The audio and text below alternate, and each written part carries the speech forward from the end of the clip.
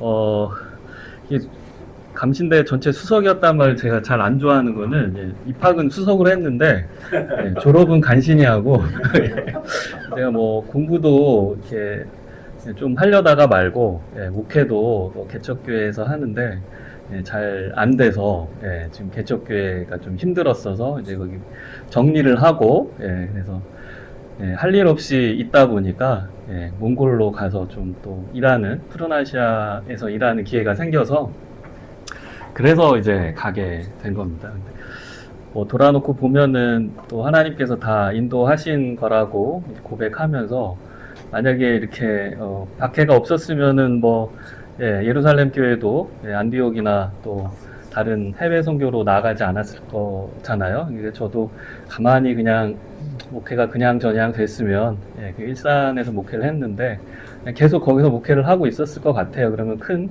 변화도 없고 어떤 제가 지금 이런 자리에서 이런 강의를 할 수 있는 그런 경험이나 지식이나 그런 것들이 쌓이지 않았을 텐데 어쨌든 이제 흔드시는 바람에 멀리 몽골까지 갔다 왔고요. 제가 지금 나눠드린 그 자료에 있는 그 푸른아시아라는 단체를 통해서 몽골에 한 4년 정도 가 있었고 지금 이제 한국으로 돌아온 지도 한 4년, 이제 5년 차 되고 있습니다. 그래서 한국에서는 이제 푸른아시아 그 서울 본부에 전략 홍보실장으로 일하고 있고요. 또 아까 말씀하신 것처럼 교회는 그래도 또 소속을 또 요청해 주셔 교회가 있어서 일산 서지방에 예은교회 부목사로 있는데 제가 그 오늘 이제 기후 위기와 그리스도인의 영성과 실천의 길이라는 제목입니다. 그래서 이 주제로 말씀을 드리겠습니다. 우선은 아까 말씀드린 것처럼 여기가 지금 몽골인데요. 정확히는 제가 2017년 그때 겨울 되기 전에 11월에 푸른아시아 이제 활동가로 교육을 받고 몽골 지부의 이제 사무국장으로 파견이 됐습니다. 그래서 기후위기 현장에서 그 기후위기를 대응하고 생태 환경을 복원하는 나무를 심는 조림 사업 외에도 이제 주민들을 교육하고 역량 강화하는 그런 사업들을 했는데요. 이제 여기가 이제 제가 일하던 모습인데 실제로 제가 뭐 이렇게 현장에서 나무를 막 많이 심고 그러지는 않았고요. 제가 나무 심는 전문가는 아니어서 그 나무 심는 거를 이렇게 지원하고 그런 환경들을 조성하고 또 그 조직의 사업 살림을 운영하는 그런 활동들을 했습니다. 그래서 제가 전에 목회할 때는 몰랐는데 일을 잘하더라고요. 그래서 내가 꼭 이렇게 말씀을 준비하고 교회에서 예배를 인도하고 이런 것만 할 줄 안다고 생각했는데 아니면은 아예 뭐 이렇게 책 읽고 공부하고 연구하고 글 쓰는 거 이런 것만 한다고 생각했는데 사람들을 관리하고 조직을 운영하고 또 몽골에 있는 이제 여러 사람들을 만나고 그런 걸 조율하고 하는 걸 하더라고요. 그래서 하나님께서 또 모르는 나도 모르는 그런 달란트를 발굴해서 쓰시려고 했구나 그런 생각이 듭니다. 그래도 이제 이렇게 나무를 심은 사진은 좀 있으니까 몽골에서 나무를 심었다고는 얘기할 수 있고요. 여기는 이제 그 몽골의 헤를렌강이라는 강이 있습니다. 그래서 저 강 상류로 올라가면은 거기 어딘가에 거기가 이제 칭기스칸의 고향이라고 하는 데인데 칭기스칸의 무덤도 거기 어디 있지 않을까 그런 추측을 하는 데인데요. 이 강은 이렇게 있습니다.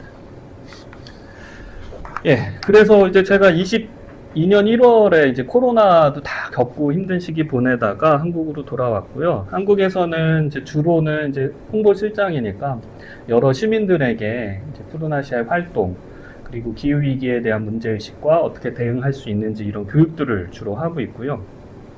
그리고 저희 홍보실에 있는 활동가들과 함께 이제 사막화 방제 날이라든가 지구의 날, 그리고 얼마 전에 이제 9월 기후 정의 행진이라는 것을 이제 기후 환경 단체들이 함께 광화문에 모여서 이제 목소리를 높인 그런 일들이 있는데 그런 이제 캠페인들을 하고 있습니다. 그리고 저희는 이제 사단법인 푸른아시아여서 여러 기업들 후원도 받고요. 사실은 좀 그렇긴 해요. 저기가 하나 에너지 뭐 이런 화학 이런 약품 다루는 회사인데 가장 반환경적인 단체인데 거기서도 저희는 기부금을 받아서 또 열심히 나무 심는데 사용하고 있습니다. 그리고 이렇게 저희 시민들 모시고 직접 이제 몽골에도 함께 갑니다. 가서 기후위기 피해 현장, 저희가 지금 사막화가 돼서 아예 미니 사막이 된 지역인데요. 거기 가서 이렇게 안내도 드리고 또 나무도 직접 심으면서 토지를 복원하는 그런 현장에도 저희 봉사활동, 자원활동 참여를 하고 있습니다. 그래서 몽골에서 한국을 복귀를 했지만 한 1년에 한 두세 번씩은 이제 저런 일들로 이제 뭐 대학생들도 있고 가장 힘든 건 중학생들 데리고 가가지고 이제 이렇게 인솔을 하는 그런 활동들을 하고 있습니다. 그리고 이제 다양한 이제 기후 환경 관련된 이제 시민 참여 시간들을 보내는데 저희가 이제 기후 영화와 관련된 그거를 이렇게 직접 판권을 사가지고 이제 한국에 소개되지 않은 기후 위기와 관련된 이제 다큐멘터리 영화 이런 것들을 또 상영회를 한 달에 한 번씩 하고 있어서요. 아까 이제 나눠드린 자료 보시면은 이제 푸른아시아 여러 활동들이 있으니까 한번 보시고요. 또 관심 가지시는 부분 있으시면 언제든 연락 주시면 제가 또 설명을 드리도록 하겠습니다. 그래서 오늘 이 시간에는 우리 이제 눈앞에 다가온 기후위기 현실에 대해서 좀 더 전반적으로 살펴보고자 합니다. 오늘 뭐 제가 인욱교회 이렇게 잠깐만 봐도 굉장히 이제 신앙적으로 연륜도 깊고 또 어떤 신앙적인 고민도 굉장히 깊이가 있으실 것 같은데 우선은 기후위기에 대해서는 그냥 제가 처음 이런 주제에 접하신다 생각하고 그냥 기초적인 것부터 쭉 설명을 드릴 테니까요.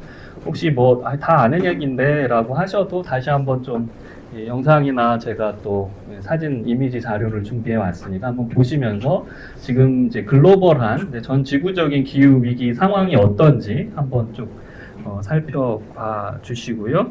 그 다음에 이제 우리가 직접 맞닥뜨리고 있는 이 한국에서의 기후 위기로 인한 어떤 피해들, 변화들, 우리의 삶을 뒤흔드는 그런 사건들 이런 건 뭐가 있고 거기에 대해서 우리가 어떻게 대응해야 되는지 특히 이제 정의로운 전환의 관점에서 조금 설명을 드리려고 합니다. 그리고 이제 세 번째로는 이제 오늘 주제이기도 한데 이 기후위기 시대에 그리스도인으로서 어떤 영성과 실천의 자세를 가져야 할지 특히 이제 제가 오늘 준비한 주제는 이제 생태적 회심이라고 하는 관점에서 조금 설명드리고 그리스도인 또 교회가 이 환경 기후 위기 속에서 어떤 이제 대처를 할지 같이 고민하는 시간을 가지면 좋겠습니다.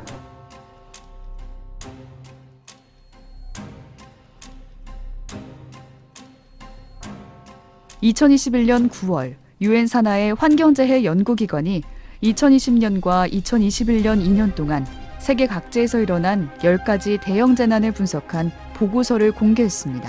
코로나19, 아마존 산불, 북극 폭염, 레바논 베이루트 폭발 사고, 미국 텍사스의 한파, 대형 사이클론 엄펀 등 보고서는 서로 무관해 보이는 이 재난들이 알고 보니 동일한 근본 원인을 공유하고 있다고 분석했습니다.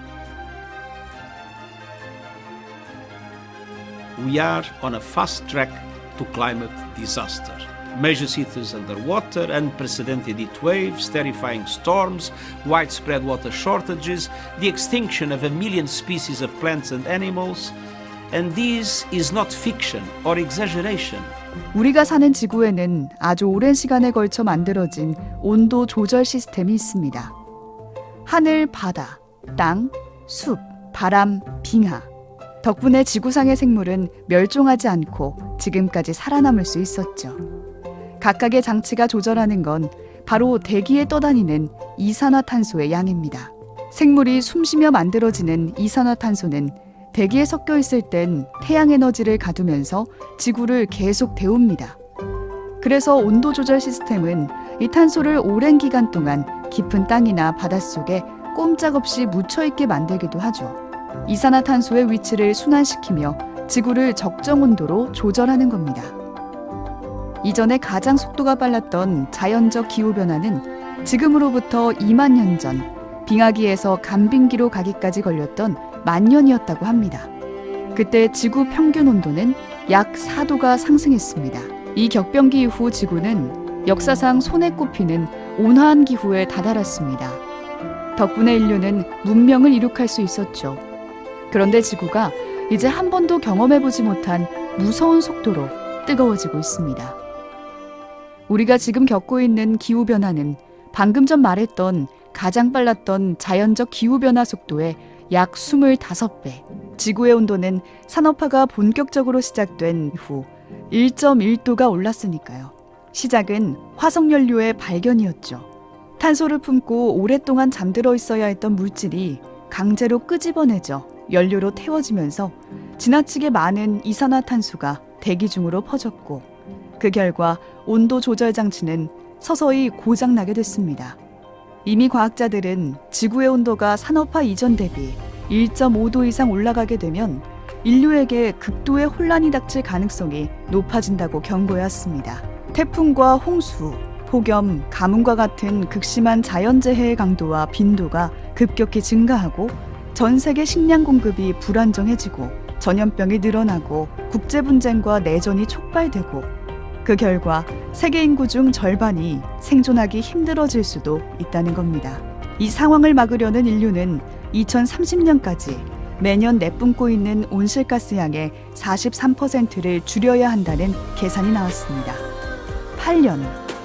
기후위기에 대응할 수 있는 시간이 얼마 남지 않았습니다. 우리는 이제 어떻게 해야 할까요? 지금 저기 이제 영상이 만들어진 시기가 2022년이어서 23년, 8년 남았다 그랬는데 지금은 뭐 25년이잖아요. 이제 5년밖에 남지 않았고요. 그리고 기후 저때 기준으로도 1.19도 올랐다 그러는데 지금 사실 2024년도에 지구 평균 기온이 1.5도씨 이상 상승을 했습니다. 그래서 이미 마지노선이라고 과학자들이 얘기했던 그거를 이제 초과해 버린 거죠. 그래서 많이 이제 어떻게 해야 되나 그러고 있는데 이제 뭐 막자라는 것보다는 이제 기후위기 시대가 이미 닥쳐왔는데 거기에 우리가 어떻게 적응해서 피해를 최소화하면서 이거를 이제 버틸 수 있는지를 묻는 그런 시대가 됐습니다. 글로벌한 상황 속에서 저희가 어떤 이제 현상들을 목도하고 있는지 좀 한번 쭉 보겠습니다. 이제 아까 영상에도 나왔지만 땅 속에 묻어 있는 그 화석 연료를 꺼내서 이제 태워서 이제 뭐 제품을 만들어서 우리가 이 산업 문명을 만들었죠. 근데 이루었는데 그 과정에서 결국은 온실가스가 땅 속에 묻어져 있거나 해양에 있거나 나무 속에 갇혀져야 되는 그 이산화탄소 온실가스가 공기 중으로 이제 산화되어 날아간 거죠. 그런 것과 함께 이제 지구 온도가 1.5도 이제 상승하게 되면 이제 가장 먼저 나오는 거는 이제 빙하가 녹고, 제가 아까 설명드릴 이제 뭐 다음에 좀 이따가도 설명드리겠지만 이제 땅 속의 얼음이라고 하는 영구 동토층이 시베리아나 몽골 이 중앙아시아 땅 속에도 있습니다. 그러니까 그래서 북극이나 남극의 이런 해빙 얼음도 있지만 또 알프스나 또 무슨 히말라야 산 꼭대기에 뭐 그린란드의 이런 대륙에도 빙하가 있지만 이 땅 속에도 빙하가 있습니다. 근데 그것들이 다 이제 녹아서 공기 중으로 또 녹아서 물로 이렇게 되다 보면은 결국은 해수면 상승을 막을 수 없는데요. 뭐 저희 먼 미래 같지만 이미 베네치아, 뭐 암스테르담, 뭐 이렇게 낮은 국가들은 더 큰 위기를 맞을 수밖에 없고요. 가장 큰 피해는 이제 태평양에 있는 작은 섬나라들이죠. 원래도 이제 물과 가까운 산호로 된 섬인데 해수면이 상승하면서 이제 자기의 어떤 국토가 이제 상실될 위기에 처한 나라인데 대표적인 게 이제 투발루라는 태평양의 섬나라가 있습니다. 여기 유엔 기후 당사국 총회에 이 투발루의 외무부 장관일 거예요. 바다 해변가에 이렇게 서가지고 강연을 이제 호소를 하는 그런 장면이 유명한데, 뭐 인구가 10,000명 정도밖에 안 되는 작은 나라긴 하지만 그 10,000명이 이제 국토를 잃을 위기에 처해 있고요. 그리고 뭐 또 최근에 많이 얘기가 되는 그 키리바시라는 섬나라도 마찬가지인데, 이게 해수면이 상승하면은 사실은 지난 30년간 한 5에서 11cm면은 뭐 요만큼인데 상승하는데 저런 섬나라들은 바로 이제 국토가 이제 상실될 위기에 처한 거고요. 사실 우리나라도 그 정도 상승했습니다. 그래서 가장 이제 심각하게 우리가 그 현상을 볼 수 있는 거는 이제 제주도에 가면 용머리 해안이라고 있는데요. 거기에 이제 파도가 좀 거세고 하면은 거기 탐방로를 거기 못 갑니다. 근데 최근에는 거의 탐방로를 못 들어가실 거예요. 예. 정말 운이 좋아야 365일 중에 한 50일 정도만 탐방로를 개방하고 나머지는 이제 위험하니까 그만큼 거기도 이제 뭐 키리바시만 5에서 11cm가 오른 게 아니고 우리나라 연안도 그 정도 오르고 있는데 실제로 그 피해를 극명하게 보여주는 거는 이런 섬나라인 거죠. 그리고 이제 해수면이 상승하다 보니까 이제 우리가 마실 물이 없어지는 거죠. 다 이제 염도가 있는 물이 되다 보니까 그래서 이분들이 이제 대표적인 기후 난민이 되고 있습니다. 방글라데시도 예외가 아닌데 다 저지대죠. 해안가에. 그래서 뭐 방글라데시는 그 국토 그 해발 고도가 평균이 10m가 안 된다 그래요. 그러니까 굉장히 낮은 저지대인데요. 여기도 이제 굉장히 수많은 삶의 터전을 잃는 그런 일들이 벌어지고 있습니다. 제가 이것도 한번 MBC 뉴스 보던데 한번 보시면 좋을 것 같아요.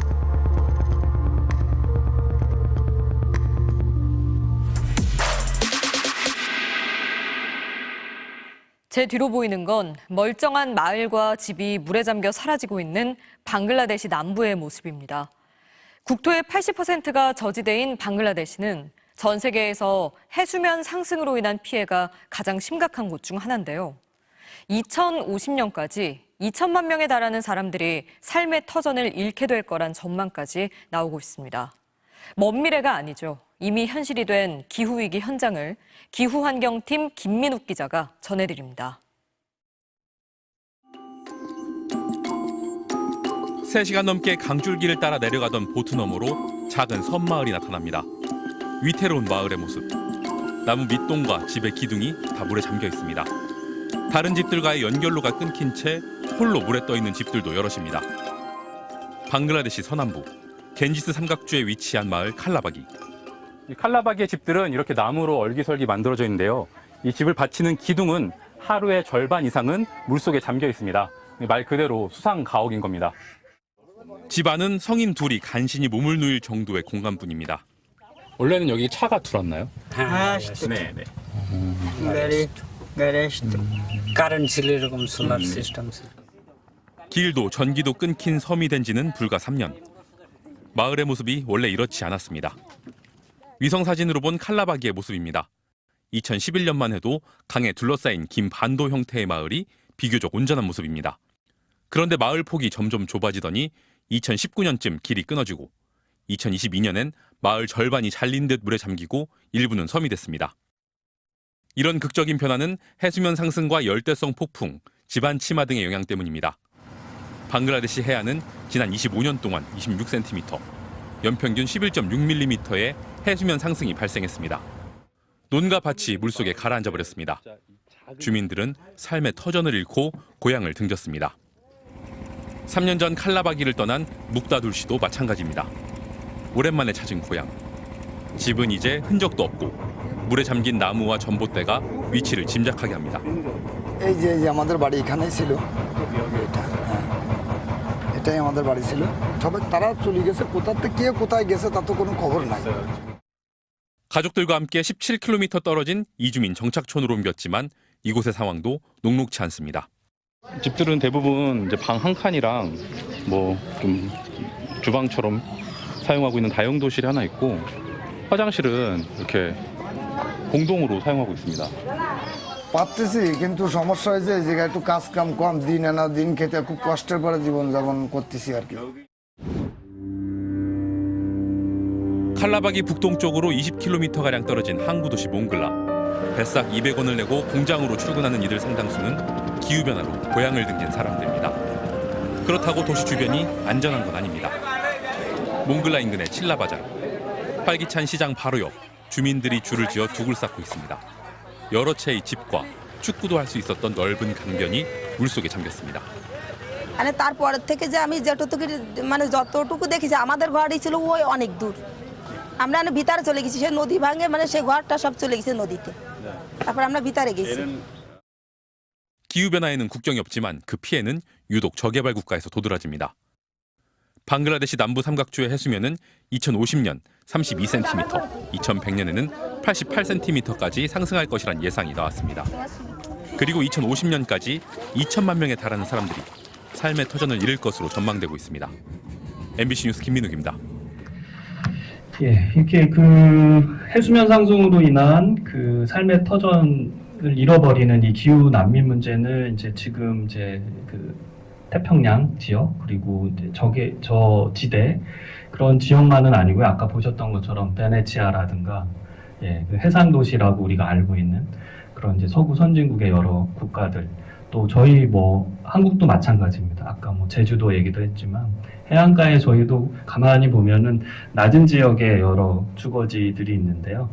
뭐 저희 송도 신도시도 그렇고 저희 한강변 예, 그런 주거지도 그렇습니다. 그래서 굉장히 거기에 대한 대응이 없으면은 쉽게 우리도 막대한 피해를 입을 수 있는 상황이다라는 걸 좀 저희가 잘 아시면 좋겠습니다. 이제 다음은 이제 저희 이 가뭄과 사막화에 대한 얘기입니다. 이거 지금 보시는 거는 이제 건조 지역, 사막화된 그 세계 그 현상을 그 지도로 표현한 건데요. 뭐 보시면 알겠지만 이제 하얗고 노랗고 빨갈수록 이제 점점 건조화가 심한 거고, 이제 그나마 초록색은 이제 초지 밀림이 있는 지역인데요. 뭐 아프리카 이제 북쪽 지역 또 남부 지역 심각하고요. 그 다음에 저희 유라시아 대륙도 보면은 중앙아시아, 몽골 그리고 뭐 중국의 내몽골 뭐 이런 지역들이 다 사막화 피해를 받고 있습니다. 특히 이제 뭐 제가 있었던 그 몽골 같은 경우는 전 국토의 86% 정도가 건조화, 사막화 피해를 받고 있고요. 아까 방글라데시 주민들이 이제 땅이 이제 물에 잠겨서 자기 삶의 터전을 잃어버리듯이 이 몽골에는 그 사막화가 진행되면서 원래 초원에서 가축을 유목하면서 지내셔야 되는 그 유목민 분들이 생계 수단을 잃어버리고 결국 일자리를 찾아서 이제 도시로 몰리게 되는 거죠. 그런데 아까 방글라데시 그 주민들처럼 도시의 일자리가 뭐 그리고 평생 뭐 유목하시던 분들이 무슨 기술이 있겠습니까? 그러니까 이제 날품팔이 일을 하는 그런 도시 빈민 문제 같은 것들이 생겨나고 있습니다. 네, 이게 지금 몽골에 저희 푸른아시아가 직접 촬영한 사진인데요. 왼쪽에 거는 여러분 보세요. 왼쪽에 거는 이제 고비 지역에 그 호수가 말라가지고 이제 땅이 드러난 거고요. 오른쪽에는 중부 지역에 원래 초원 지대였어야 하는데 거기 이제 사막화가 진행되면서 아예 이제 모래 땅이 만들어진 그런 지역들입니다. 그러니까 이런 이제 지역이 이제 전 국토의 86%나 차지하고 있다라는 얘기입니다. 이거는 저희 푸른아시아가 취재 협조를 해서 MBC에서 몽골에 이제 촬영을 하신 뉴스. 한반도에 황사를 날려보내는 몽골의 심각한 사막화 실태를 어제 보여드렸는데요. 몽골에서는 양과 염소 등 가축을 먹일 물과 풀이 말라버려서 유목을 포기하는 유목민이 늘고 있습니다. 오늘은 이런 기후변화로 전 재산인 가축을 잃고 도시 외곽의 빈민으로 내몰리고 있는 몽골 유목민의 실태를 전해드리겠습니다. 류현정 기자가 취재했습니다. 하늘과 맞닿은 드넓은 땅을 수놓은 건 양과 염소입니다. 한 방향으로 움직이는 양들이 그림처럼 아름답습니다. 양과 염소 떼가 도로를 가로지르기 시작합니다.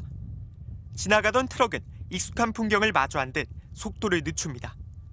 이들은 남쪽을 떠나 북쪽으로 이동하는 유목민의 가축입니다. 몽골 중부에 있는 돈두고비안 초원에서 양과 염소 떼 2천여 마리가 이동하고 있습니다. 중부 지역에선 식생이 점점 사라지고 있어서요. 유목민들은 풀을 찾아 북쪽으로 이동하고 있습니다. 취재팀이 만난 한 유목민은 급속히 사막화되는 고향을 떠나 2년째 북쪽으로 움직이고 있었습니다.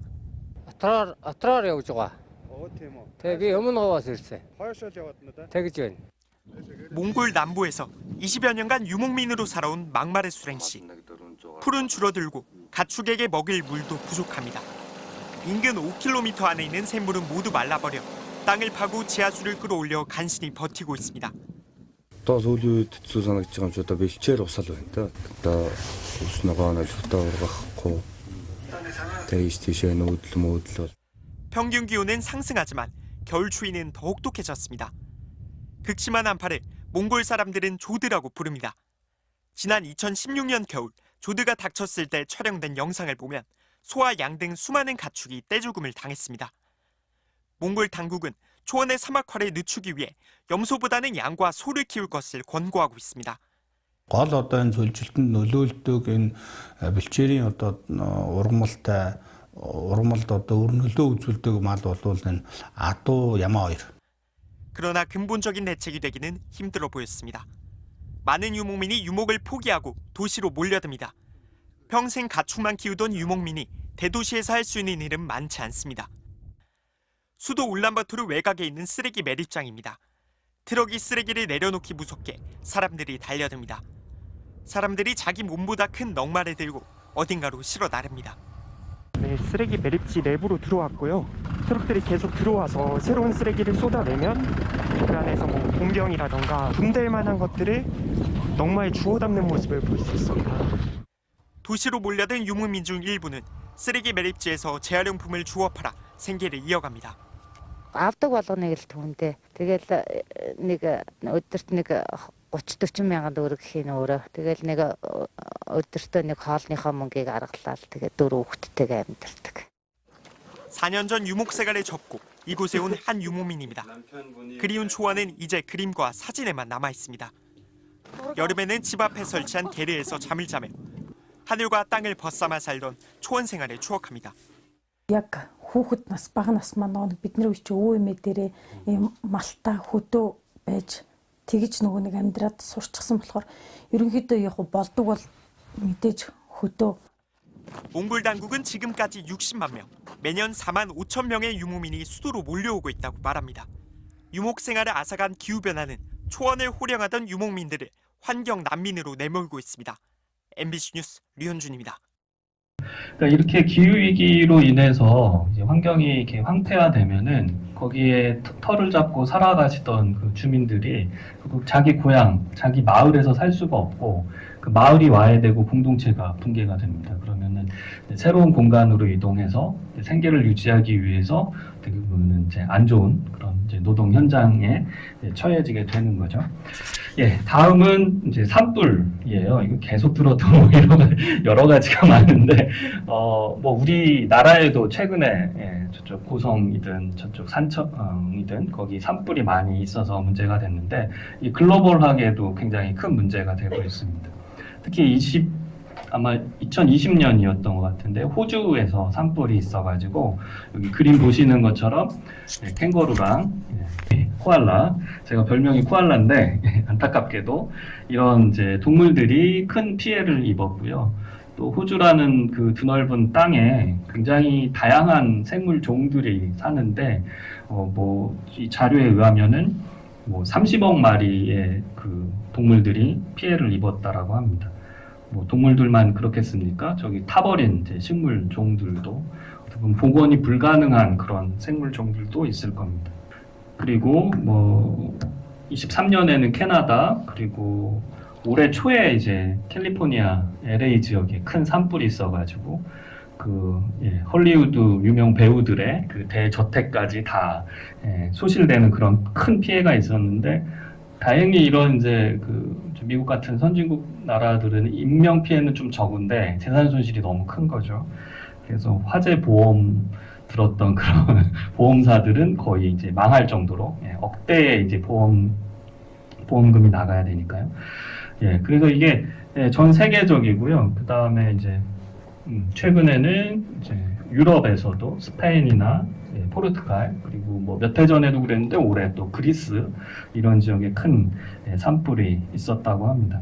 근데 이제 산불의 위험은 뭐냐면 나무가 사실은 이산화탄소를 저장하는 탄소 저장고인데 그런 밀림과 나무들이 다 소실된다라는 겁니다. 그러면서 걔네들이 타버리면서 걔네들이 품고 있던 이산화탄소가 또 나오는 거예요. 그러면 더 온난화 심각해지고, 그러면은 또 산불은, 가뭄과 산불은 더 빈번해지는 거예요. 섭씨 40도가 넘는 폭염에 시달리고 있는 스페인, 그리스, 포르투갈을 비롯한 남유럽 곳곳에서 연일 대형 산불이나 인명피해가 커지고 있습니다.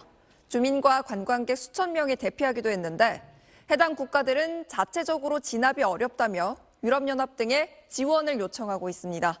김영래 기자입니다. 산등성이마다 번져나가는 시뻘건 불길을 막기 위해 소방관들이 필사적으로 저지선을 치고 물을 뿌립니다. 스페인 수도 마드리드 북쪽의 카스티아, 레온 지역에서 대형 산불이 발생하면서 1명이 숨지고 7명이 크게 다쳤습니다. No está ayudando demasiado, lo está poniendo mucho en contra, los equipos de extinción, Charlies y tal, se le está haciendo muy complicado a la hora de intentar extinguir el fuego porque como tienen ciertos puntos de ciertos pueblos. 스페인 당국은 이번 사망자를 포함해 현재까지 산불로 3명이 사망했고 주민과 관광객 8천여 명에게 대피령이 내려졌다고 밝혔습니다. 포르투갈에서도 최소 5곳에서 대형 산불이 발생해 1,800명 넘는 소방관들이 진화 작업에 투입됐고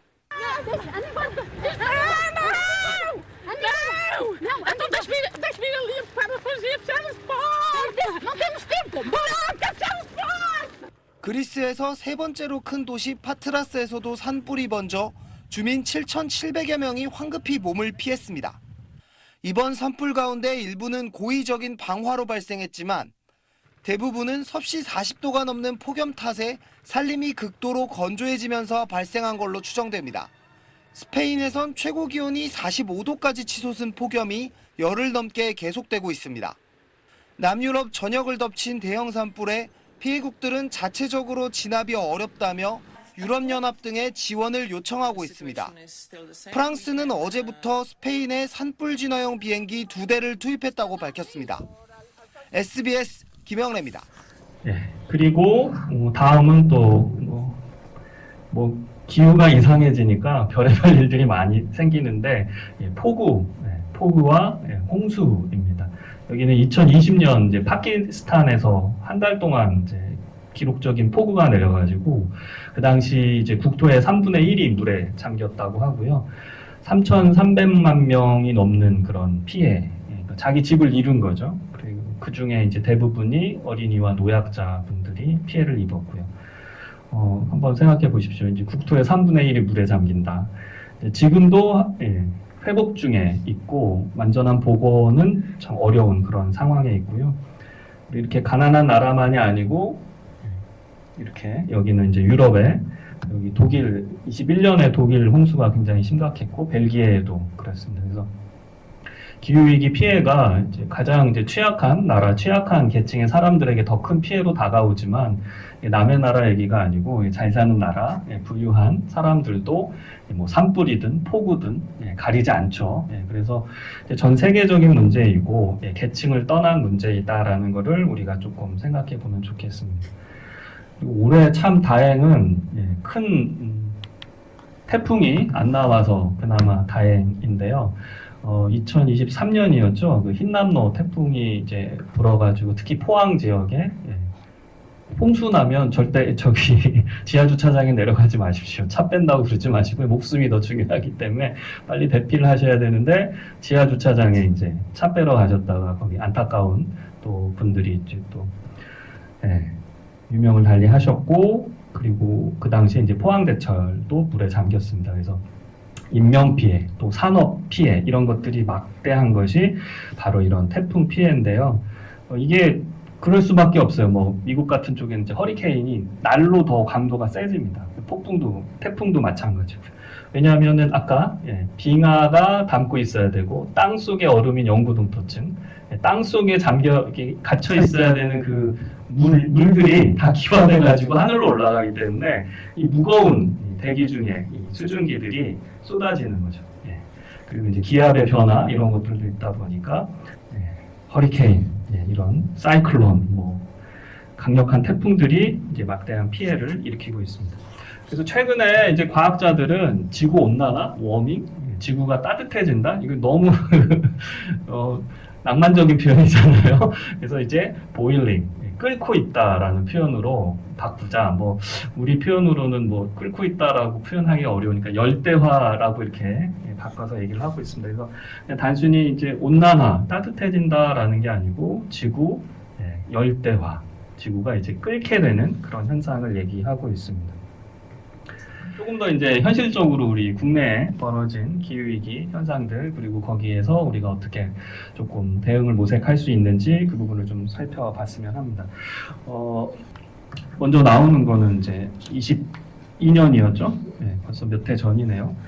그 당시만 해도 이렇게 기후위기라는 거나 뭐 기후위기로 인한 뭐 폭우, 홍수 이런 거에 대한 사회적인 인식도 없었고 감도 없었는데 어느 날 갑자기 강남에 물난리가 났어요. 비가 시간당 뭐 몇 미리가 100mm, 뭐 10cm가 막 쌓이게 하니까 배수 시설이 뭐 저희 도시가 그렇게 인프라가 좋지가 않습니다. 지금 뭐 브라브라 뭐 이런 저런 대응들을 하고 있는데 뭐 80년 만에 뭐 100년 만에 최악의 폭우다 그랬어요. 근데 그때 뭐 유명한 장면이죠. 저렇게 차 위에 올라가서 뭐 어떻게 걸어갈 수도 없고 하니까 뭐 이렇게 기다리시는 그런 분도 있고 버스는 다 잠기고 막 그랬던 일들이 있었습니다. 근데 뭐 저렇게 퇴근 시간이 좀 늦어지는 정도면 괜찮은데 이제 가장 큰 참사는 당시에 이제 신림동의 반지하 주택에 일가족 3분이 사셨는데 또 한 분은 장애인이시기도 하고, 그러니까 순식간에 이제 물이 불어가지고 이 지하로 내려오니까 피하지를 못하시고 이 3분이 다 돌아가신 그런 일들이 있었습니다. 그러니까 이런 자연재해, 그냥 자연재해라고 하기에는 인재 성격이 강하죠. 우리 도시의 인프라 구조가, 주거 환경이 뭐 저기 기생충 뭐 이런 데도 나오지만 아직도 왜 반지하에 거주하시는 분들이 많고 특히 이런 폭우나 홍수에 취약한 주거 환경인 거를 우리가 이제 보게 된 거죠. 언제든 이런 폭우가 갑자기 내릴 수 있고 언제든 물이 휩쓸려 올 수 있습니다. 그때 이제 우리가 어떤 재난 대응할 수 있는 시스템을 갖고 있는지, 뭐 그 당시에 이제 반지하 주택을 없애겠다라고 해서 뭐 모아 주택 뭐 이런 뭐 대응책을 서울시에서 정책을 내기도 했는데 뭐 또 다른 무슨 뉴타운 같은 재개발 정책일 뿐이고, 정말 이제 저런 열악한 환경에 사실 수밖에 없는 분들에게 어떻게 주거지를 안정화시키고, 특히 기후위기로 인한 여러 가지 다음에 나오지만 뭐 폭염이나 이런 또 홍수 이런 거에 안전한 주택은 어떻게 공급될 수 있는지 좀 고민을 전반적으로 해봐야 될 겁니다.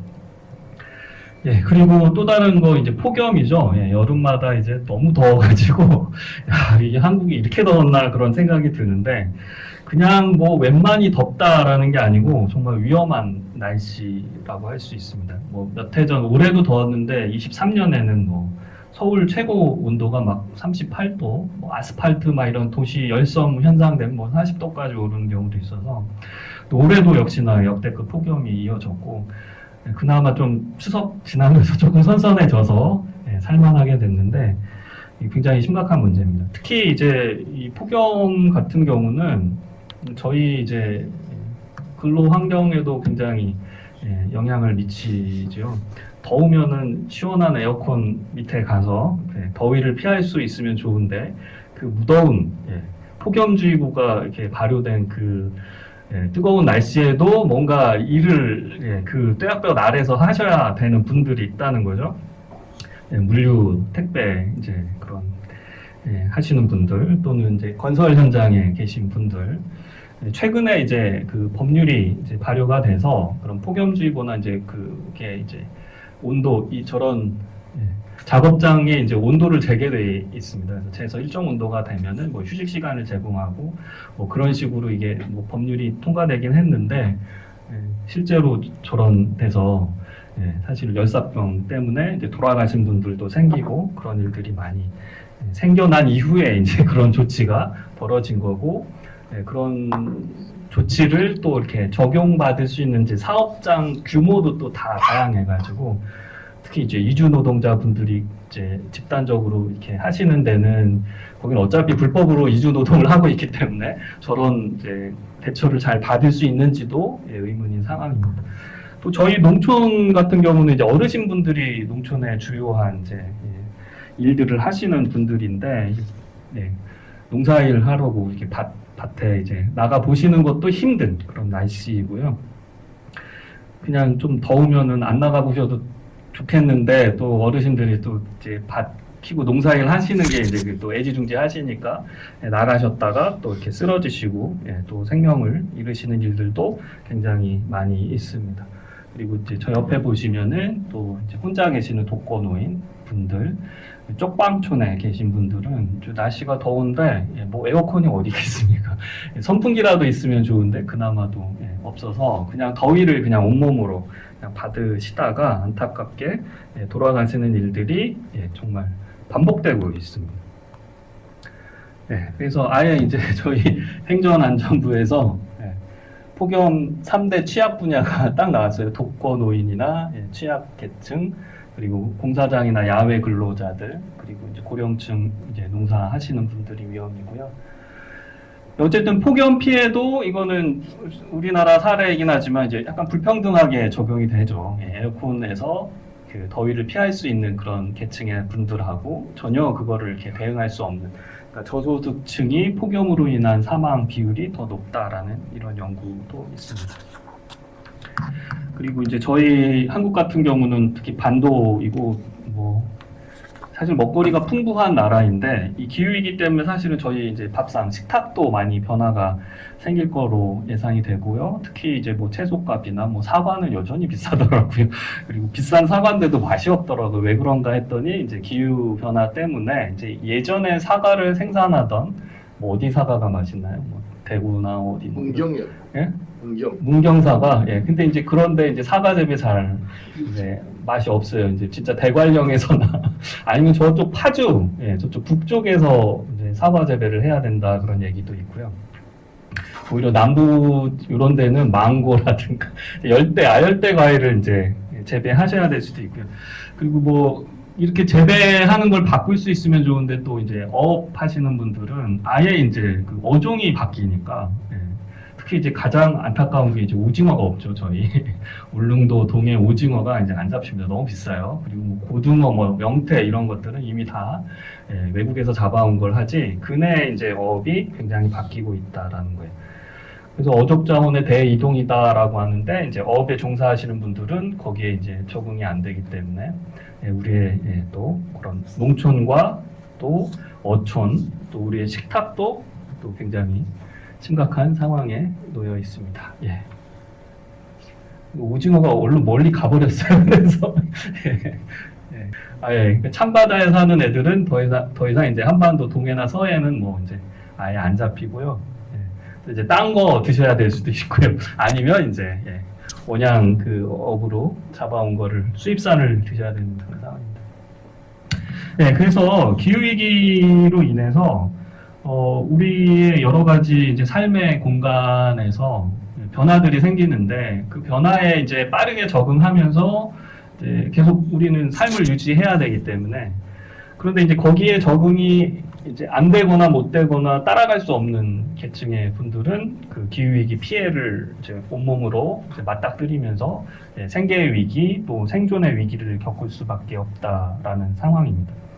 특히 이제 뭐 이제 소득 수준에 따라서 또는 연령이나 뭐 그런 거주 공간에 따라서 그 피해는 이제 또 직접적으로 다가오기 때문에 거기에 대해서 이제 우리 사회가 어떤 대처를 할 수 있는지 좀 고민을 해봐야 되는 그런 상황입니다.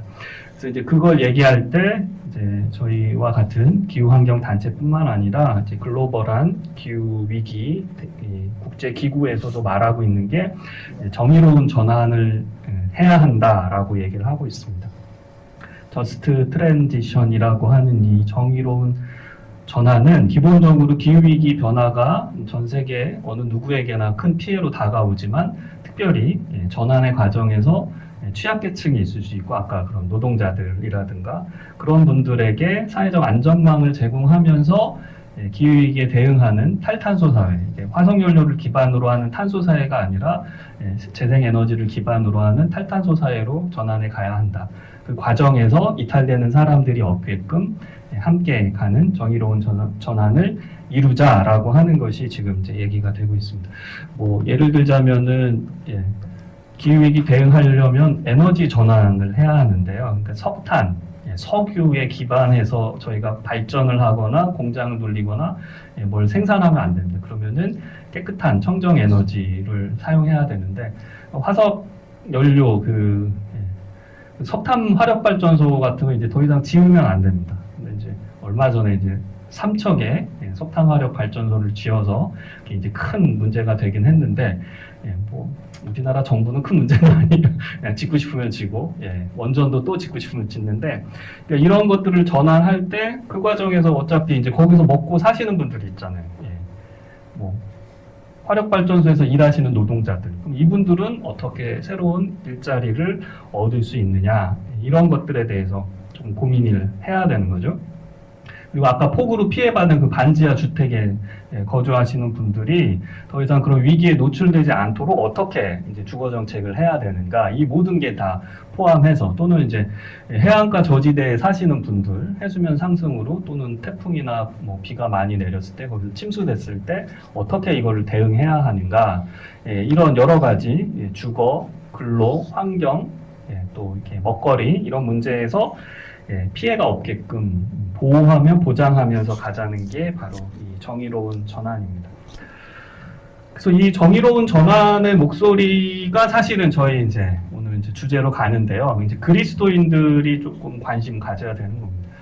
뭐 다른 재생에너지 전환 이런 것들은 이제 좀 정책적이고 또 어떤 과학이나 기술이나 이런 영역인데 우리 그리스도인들이 신앙인으로서 응답하면서 할 수 있는 영역은 바로 이제 이런 기후위기 취약층 그리고 정의로운 전환 과정에서 또 이탈될 위기에 있는 분들을 어떻게 우리가 바라보고 접근할 것인지를 좀 고민해야 되는 거죠. 그래서 그냥 기후위기에 뭐 대응하고 교회도 동참한다 이렇게 그냥 단순한 물음이 아니라 기후위기로 인해서 가장 큰 피해를 입고 있는 분들은 우리 사회 누구인가?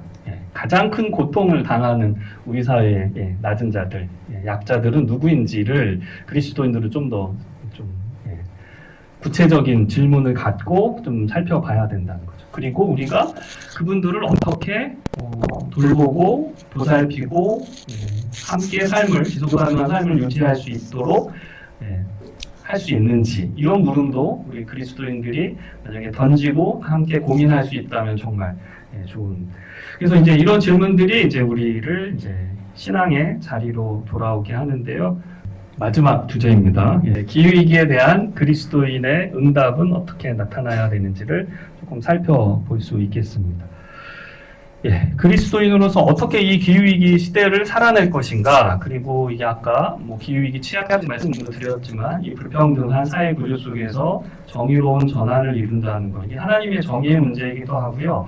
창조 세계, 창조 질서가 지금 무너지고 있는 생태 붕괴의 시기이기 때문에 이 기후위기 종말의 시대에 하나님께서 원하시는 이 창조 질서의 회복을 우리 그리스도인들이 어떻게 이룰 수 있을까?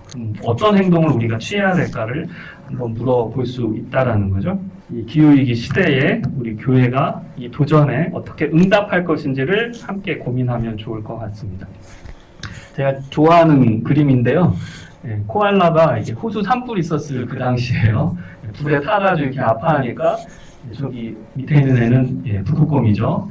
이미 지구온난화로 빙하가 녹아서 이미 위태로운 우리 북극곰이 코알라를 이제 안아주고 있어요. 그래서 함께 호주를 위해 기도합시다라는 그런 짧은 거였는데 예전에 이제 SNS에 이게 올라가지고 제가 이 그림을 정말 좋아합니다. 북극곰도 기후위기의 피해자인데 또 다른 피해자를 같이 안고 함께 울며 기도할 수 있는 이게 굉장히 신앙적인 그림이더라고요. 그래서 이 기후위기 피해는 누구에게나 다 다가오고 나도 힘들지만 나보다 더 큰 피해를 입은 분들 아니면은 나는 이미 피해를 입고 그걸 극복하는 과정에 있지만 새롭게 또 그런 위기에 노출된 분들을 함께 이렇게 어루만질 수 있어야 된다라는 그런 얘기입니다. 이제 성경 말씀 하나 뭐 이 생태 위기와 관련해서 얘기할 때 많이 언급되는 게 이제 로마서 8장에 있는 바울의 말씀인데요. 8장 19절에 보면은 이제 피조물이 고대하는 바는 하나님의 아들들이 나타나는 것이라 라고 말씀하시면서 22절에 이렇게 말씀을 덧붙이고 있어요. 이 피조물이 다 이제까지 함께 탄식하며 함께 고통을 겪고 있는 것을 우리가 아느니라. 그러니까 사도 바울의 그런 지금 뭐 나중에 골로새서나 에베소서 뭐 이런 데도 보면은 그 인간의 죄와 구원의 문제만이 아니고요. 이 사도 바울의 인식은 이제 우주적인 그리스도, 이 하나님의 창조 세계 전체에 미치는 하나님의 구원의 손길을 얘기하고 있습니다. 그래서 여기도 피조물의 탄식이라는 것을 얘기하고 있어요.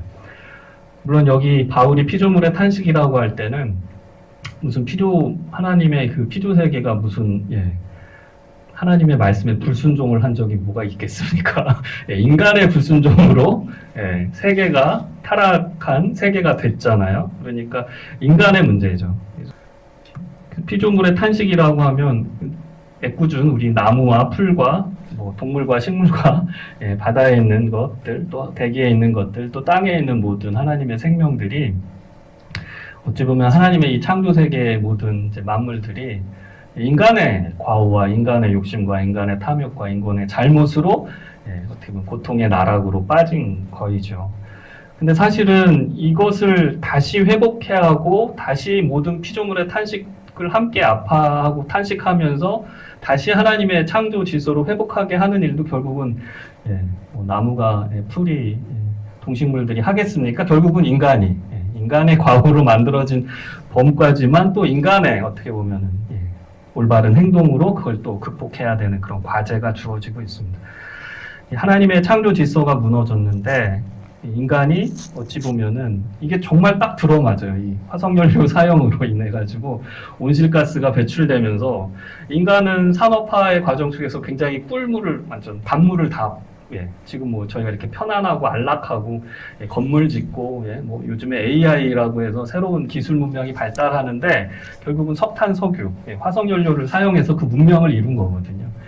근데 이제 그 과정에서 어두운 면이 있는 거죠. 이렇게 환경이 파괴되고 지구가 뜨거워지고 그 과정에서 하나님이 절묘하게 만들어 놓으신 이 지구 생태 대기 시스템이 붕괴가 되면서 더웠다, 추웠다, 태풍이 불고 폭풍이 불고 산불이 불고 땅이 마르고 이런 일들이 벌어진 거죠.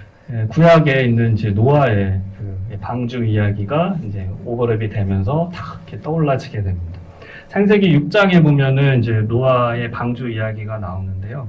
그때도 보면 하나님께서 인간의 이제 죄악으로 땅이 부패하였고 그리하여서 이제 결국은 물로 심판하시는 일들이 있게 되는데 인간만 이렇게 딱 제거를 하시지 왜 이제 지면을 홍수 물로 쓸어서 다른 이제 나무와 풀과 동물들도 새들도 고통받게 하시는지 모르겠지만 그와 동시에 이 창세기 6장을 보면은 노아의 이야기는 심판의 이야기만이 아니고 하나님이 또 모든 생명 있는 것들을 이제 돌보시고 구원하시는 구원의 이야기이기도 하지 않습니까? 그래서 18절을 보면은 이제 노아 한 사람만이 아니고 그의 가족, 그의 아들들과 며느리, 그 생명 있는 그의 식솔들이 다 이제 하나님의 구원의 방주로 들어갔을 뿐만 아니라 19절, 20절 보면은 혈육 있는 모든 생명들도 각기 암수 한 쌍씩 그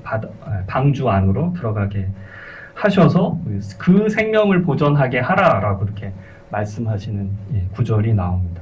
새도 각기 그 종류대로, 가축도 각기 그 종류대로 암수 한 쌍씩 나와서 그러니까 이 종이 멸절당하지 않고 그 종이 지속 가능한 생명 다양성이 살아있는 아무리 물로 심판하시더라도 다시 그 구원의 방주가 열렸을 때 다시 땅에 온갖 생물들이 번성할 수 있게 하는 그런 일들을 이제 노아를 통해서 하셨다라는 얘기입니다. 저게 이제 어디 그 스페인의 어디 수녀원에 있는 무슨 그 노아의 방주를 그린 그림이라고 해요. 근데 저 꼼꼼히 뜯어보면은 끔찍합니다. 저기 막 죽은 사람, 떠내려가는 사람 막 있는데요. 근데 제가 요 그림을 보여주는 건 그 사람만 그런 게 아니고 어마한 저거 말하고 양하고 이런 가축들도 물에 떠내리고 있어요. 그래서 인간의 어떤 잘못으로 인한 이 심판의 과정에서 저런 동식물들도 고통을 당하고 있습니다. 그러나 하나님께서 저 구원의 노아의 방주를 통해 가지고 저렇게 노아와 노아의 가족만이 아니고 모든 동물과 식물들도 다시 회복하게 하는 그런 일들을 이제 만드셨다는 것을 우리가 이제 구약의 성경을 통해서도 한번 또 보시면 좋겠습니다. 요거 제가 우리 여기 서대문 지방에 보니까 우리 홍순표 목사님이 또 서대문 지방 환경위원회 위원장이시더라고요.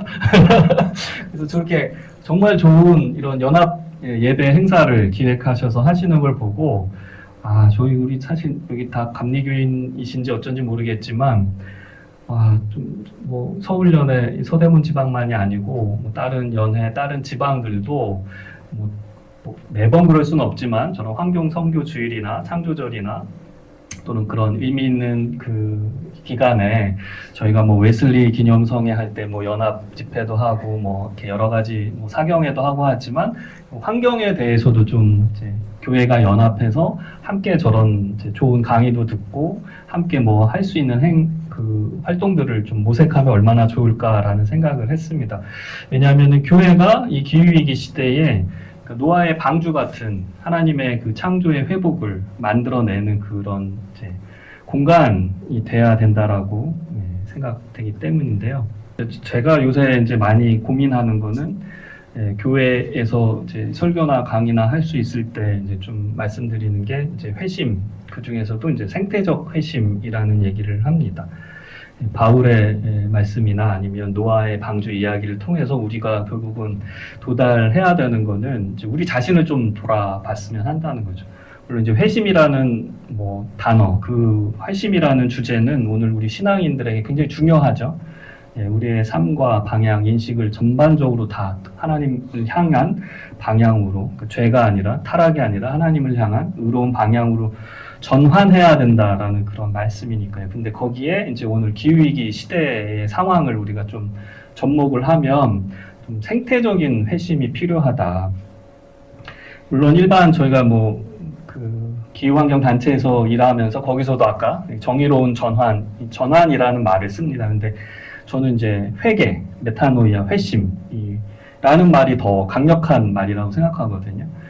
특히 뭐 저는 이중 신분으로 목사이면서 또 이런 기후환경 단체에서 일하다 보니까 보통 일반적인 시민사회 단체에서는 이제 행동의 변화를 많이 촉구해요. 근데 그 행동의 변화가 이걸 왜 시민들이 이걸 이렇게 해야 되지?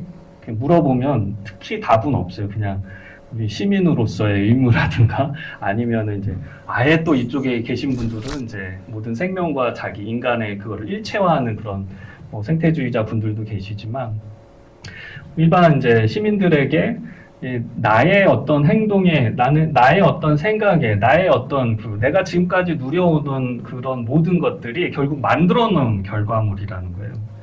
나는 기후위기를 만든 적이 없는데 이렇게 하실 수도 있겠지만 지금 저희가 전기를 쓰고 에어컨을 틀고 자동차를 굴리고 제가 뭐 사실 저는 그러면 안 되는데 이제 배달 앱으로 여러 가지 많이 시켜 먹고 모든 것들이 다 기후 환경에 영향을 미치는 행동이라는 거거든요.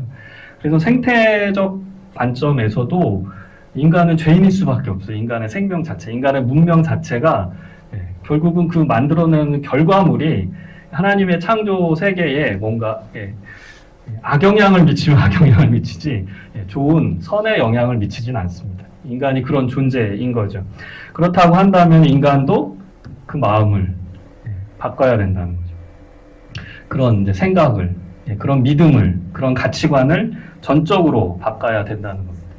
어떻게 하면 하나님의 창조 세계에 덜 영향을 미치는, 하나님의 창조 세계를 파괴하는 것이 아니라 그 파괴 행위를 줄일 수 있는 또는 그걸 다시 회복시킬 수 있는 좀 더 적극적인 긍정적인 행동은 무엇일까라고 좀 고민을 같이 해보면 좋겠습니다.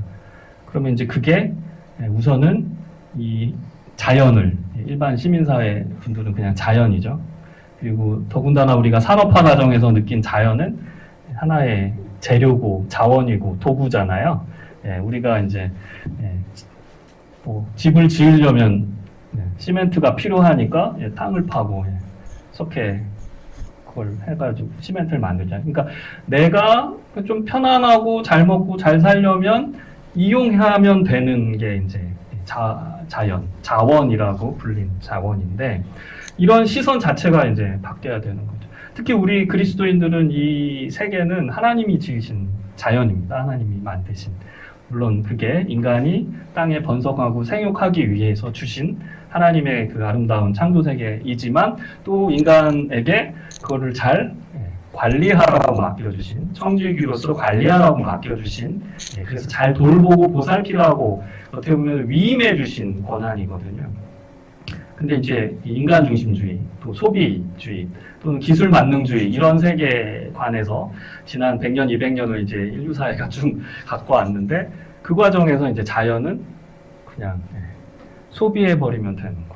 그냥 생산 과정에서 필요한 어떤 재료, 그 과정의 나무도, 그 과정의 동물도 그냥 이용하면 되는. 그게 정말 하나님이 만드신 그 살아있는 어떤 오묘한 하나님의 창조 질서가 담긴 어떤 생명, 피조물이라는 생각 없이 그냥 이용을 해버렸다. 하물며 인간도 그렇게 도구화하고 인간도 그렇게 재료로 삼아서 만들어놓은 문명이니까 하물며 뭐 다른 자연의 그런 것들은 어떻겠습니까? 생태적 회심이라는 거를 제가 이제 여러분들에게 조금 도전적인 과제로 말씀을 드리고 싶었던 겁니다. 그 시각으로 보면 우리가 누리는 이 공기, 물, 하물며 땅 이런 것들은 얼마나 소중하고 고귀한 하나님이 베풀어 주신 선물인지 알 수가 없습니다. 그게 그런 눈으로 보는 거 이제 녹색 은총이라고 하거든요.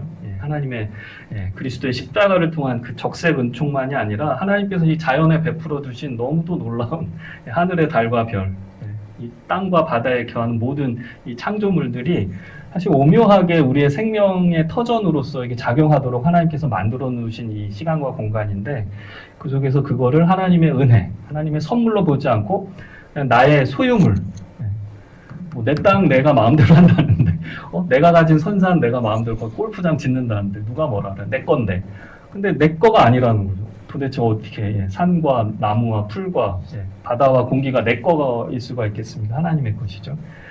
그래서 하나님의 것을 하나님께로 돌리라 예수님께서 말씀하셨는데 하나님의 것을 하나님의 것으로 보는 그 시각이 필요합니다. 그런 눈을 뜨는 게 이제 생태적 회심이고요.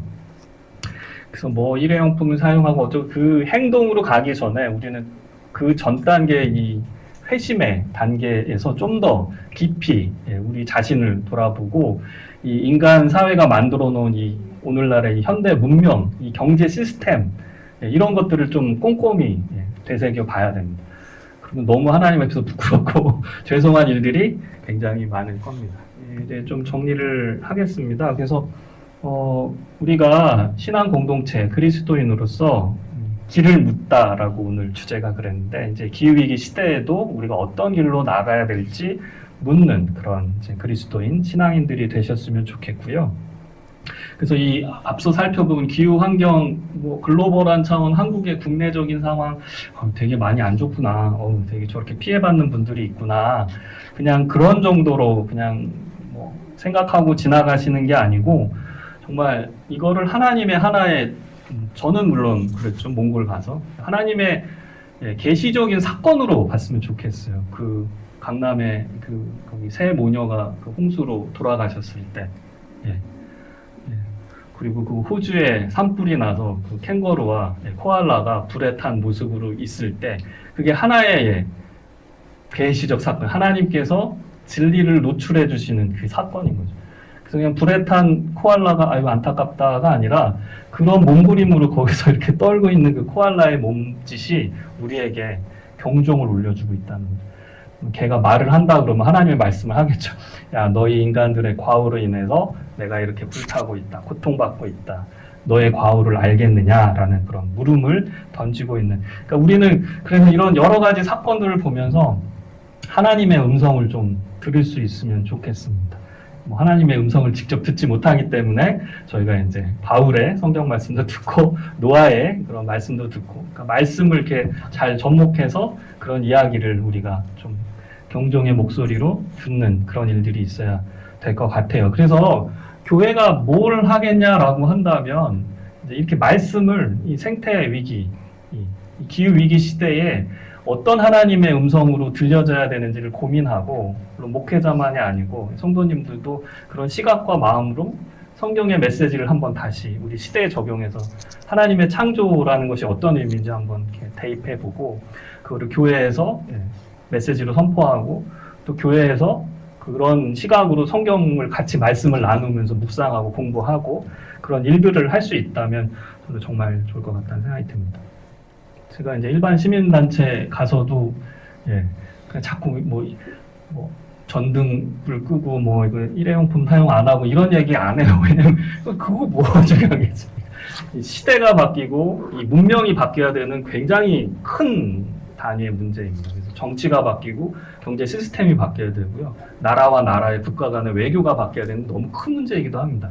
근데 이제 그거를 하기 위해서 우리 개인이 할 일은 없네요 할 수도 있지만, 여러분들이 그런 생각과 문제의식을 갖는 것 자체가 세상을 변화시키는 한 걸음이기 때문에, 특별히 교회와 그리스도인들에게는 말씀을 어떻게 이런 시각에서 우리가 다시 한번 비춰보고 다시 해석하고 오늘 교회에 그거를 전하고 성도님들과 함께 그럼 우리가 무엇을 할 거라고 물을 수 있는 그것을 많이 얘기를 하고 있습니다. 그래도 푸른아시아 활동 영상이 저희 이제 홍보실에서 만든 건데, 이거 한번 보여주시면, 푸른아시아 활동에 대해서 이게 기후위기의 어떤 해법과 솔루션으로서 모델을 설명드리는 시간이 있으면 좋은데, 그걸까지 하면 너무 기니까 제가 아까 나눠드린 그 인쇄물들 잘 활용하시고, 이건 짧은 저희 홍보 영상인데 한번. 기후위기로 사막이 되어버린 우리 고향. 어떡하지? 그래서 우리는 이곳에 나무를 심었지. 푸른아시아는 2000년도부터 사막화된 지역에서 주민들과 연대해 나무를 심어왔어. 그 결과 황폐했던 이 땅이 이렇게 푸른 모습을 되찾았지. 그렇지만 결국 다시 사막이 되어버리는 거 아니야? 우리는 또다시 고향을 잃을 테고. 땡! 푸른아시아는 사람과 자연이 조화롭게 공존할 수 있는 지속가능한 생태마을을 조성하고 있어. 다양한 교육과 활동을 통해 기후난민들이 이곳에서 생업을 이어갈 수 있도록 돕고 있지. 나무를 가꾸며 함께 살아갈 사람들이 있기에 또다시 이곳이 사막화되게 내버려두지 않을 거야. 메말라가는 사막 속에 한 그루 한 그루 지속가능한 시민 공동체를 일구는 우리는 푸른아시아야. 저희가 한 활동을 다 설명드릴 수는 없고 키워드로만 말씀드리면은, 저희는 그냥 나무를 심는 게 나무만 심는 건 아니고요. 그 이제 생태 위기, 이제 사막화와 기후 변화로 피해받은 그 현장에서 그 피해자들, 그분들을 다시 생계를 만들고 다시 마을과 공동체를 이룰 수 있도록 하는 방법으로 이제 하고 있고요. 그래서 인권에 기반한 접근이라는 표현을 쓰고요. 그 다음에 공동체 기반 모델이라고 얘기를 하고 있습니다. 그래서 국제개발협력, 그러니까 해외의 여러 원조 사업들을 하는데 그냥 어떤 시설이나 돈을 쏟아붓는 물량 공세가 아니라 그 현지에 계신 분들이 스스로 자립할 수 있는 주인의식과 또 참여의식을 심어주는 그런, 인간을 개조하지 않고 어떻게 세계가 변하겠습니까? 이제 그런 일들을 하고 있습니다. 그래서 나중에 기회가 되면 푸른아시아 활동 좀 설명드릴 건데, 이거는 자랑스러운 거니까 저희 UNCCD, UN 사막화 방지 협약에서 2014년도에 저희 푸른아시아가 생명의 토지상이라는 국제 환경상을 받았습니다. 이게 푸른아시아가 뭘 잘했다기보다는 그 주민들이 주체가 돼서 그 환경을 개선하고 자립하는 모델이었기 때문에 거기가 의미가 있다. 그래서 아프리카나 여러 지역에 사막화 방지를 위한 조림 사업들을 많이 하고 있는데, 그냥 프로젝트성으로 그냥 나무만 쫙 심어놓고 그냥 자본은 떠나고 기술도 떠나면 나무는 다시 죽거든요. 그러니까 그 마을, 현지에 거하는 사람들이 그 마을에서 그 숲을 계속 심고 가꾸면서도 그분들이 생계를 유지하고 거기서 생산 활동을 하는 방식으로 했기 때문에 이런 상을 받았다라는 얘기. 예, 이제 정리하겠습니다. 예, 그래서 오늘 이 기후위기, 지구생명, 이 종의 멸종의 위기라는 표현도 쓰고, 뭐, 대멸절이라는 표현도 쓰고, 끔찍한 말들 많이 씁니다.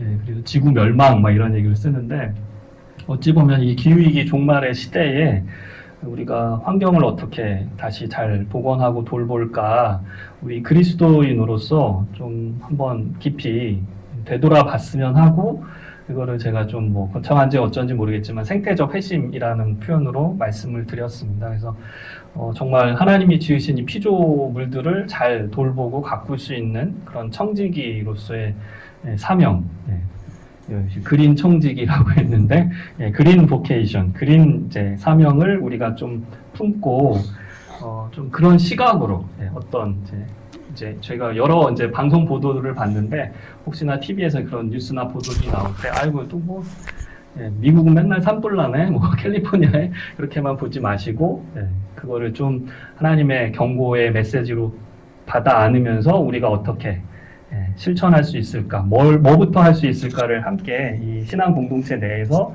함께 고민하면서 할 수 있으면 좋겠습니다. 저도 좀 요새 뭘 하다 보니까 바빠요. 큰 성과는 없는데, 그래서 교회에서도 이렇게 말씀 전하기도 하고, 또 이제 현장에서도 뭐 저렇게 부르면 가서 뭐 이렇게 뭐 읽으라 그러면 읽고, 제가 쓴 성명서도 아닌데 막 읽고, 그러고 있습니다. 그래서 오늘 그 하나님께서 이 녹색 사명, 오늘 우리를 부르신 그 목적에 합당한 삶을 살려고 저도 애쓰고 있는데, 우리 인후교회, 우리 아펜젤러 이 아카데미 강좌 함께 하신 분들도 그런 고민을 함께 하시면서 또 신앙생활, 예배 공간에서 또 예배도 진정한 예배를 드리시고, 또 사회 현실 가운데서 특히 기후위기 문제에 대해서 신앙인으로서, 그리스도인으로서 어떤 역할을 할 수 있을지도 또 진지하게 함께 성찰하면서 묻는 그런 일들이 있으면 좋겠습니다. 오늘 이 짧은 강좌가 그런 고민들, 또 그런 되돌아봄의 시간을 갖는 그런 계기가 됐으면 하는 바람이고요. 오늘 제 강의는 여기까지 이렇게 해서 마치도록 하겠습니다.